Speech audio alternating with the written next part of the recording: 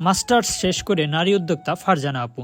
স্বপ্ন ছিল তিনি একদিন উদ্যোক্তা হবে। তার এই স্বপ্ন পূরণের ক্ষেত্রে বাবা মার সাথে তার হাজবেন্ডের অবদান ছিল অনস্বীকার্য। তাই তো কখনো তাকে একা ছাড়ে না, সবসময় তার পাশে থাকে বাবা মা অথবা ছোট ভাইরা।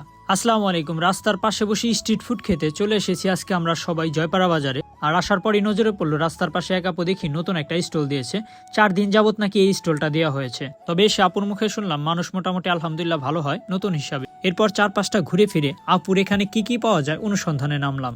দেখলাম স্যান্ডউইচ, রোল, বার্গার, বিভিন্ন রকম স্ট্রিট ফুড গুলা পাওয়া যায় আপুর এখানে। আর আপু সেই স্ট্রিট ফুড গুলা নিজে দাঁড়িয়ে থেকে পরিষ্কার পরিচ্ছন্ন ভাবে কিন্তু তৈরি করে। আর তার সাথে হেল্প করার জন্য তার ভাইরাও থাকে। আজকে তার এক ছোট ভাইয়ের পরীক্ষা থাকার কারণে কিন্তু তার মা চলে এসেছে। আর এই দৃশ্যটা আমি দেখে সত্যি মুগ্ধ হয়েছি আজকে।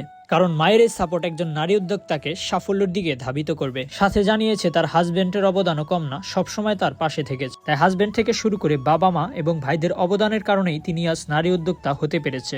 এখন আসেন দেখায় আমরা এসেছিলাম কারা কারা। নতুন সদস্য হলো সোহাগ ভাই, আর ব্যস্ত খাদক ফয়সালকে তো চিনেনি, সাথে সুরুজ, ফরহাদ, সবাই কিন্তু এসেছিলাম একসাথে মিলে এই আপুর স্ট্রিট ফুডগুলা খেতে। আর শুধুমাত্র আমরা একাই সেখানে খাইনি বসে, অনেক মানুষ এসেছিল স্ট্রিট ফুড খেতে। তাই তো আমরা 5 জনে মিলে 5টা রোল নিয়েছিলাম ভাগাভাগি করে খেতে।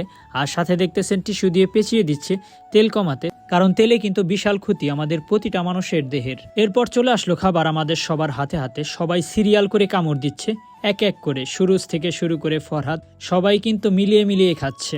এরপর বললাম হয়েছে অনেক ভিডিও, এখন আমি খাই, তোরা ক্যামেরা ধর। তাই তো সসটা নিয়ে মাখো মাখো করে বসাই দিলাম কামড়। আর রাস্তার পাশে বসে স্ট্রিট ফুড খেতে দারুণ মজা লাগে। এখন আসেন এই নারী উদ্যোক্তা আপুর স্ট্রিট ফুডের দোকানের লোকেশন জয়পাড়া সরকারি পাইলট উচ্চ বিদ্যালয়ের 2য় গেটের সামনে আপু এই সুন্দর স্টলটি দিয়েছে। তাই আপনারা চাইলেই সন্ধ্যাবেলা এসে এই লোভনীয় খাবারগুলা খেতে পারেন। ধন্যবাদ সবাইকে।